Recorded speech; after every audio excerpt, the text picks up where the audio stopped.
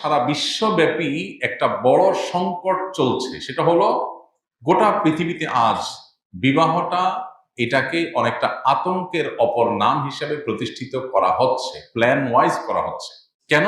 যাতে করে মানুষ বিবাহের পথ থেকে সরে এসে নিজেদের জৈবিক চাহিদা পূরণ করবার জন্য হারাম পথে পা বাড়ায়। এটা করলে তাদের লাভ কি? এটা করলে তাদের লাভ হলো মানুষের, প্রথমত পৃথিবীতে মানুষের অস্তিত্বই হুমকির মধ্যে পড়বে। নানান প্ল্যান প্রোগ্রাম পৃথিবীর আপনার কর্তাদের, পৃথিবীর নিয়ন্ত্রকদের, পৃথিবীর আপনার নেপথ্যের নায়কদের নানা প্ল্যান প্রোগ্রামের অংশ এটি।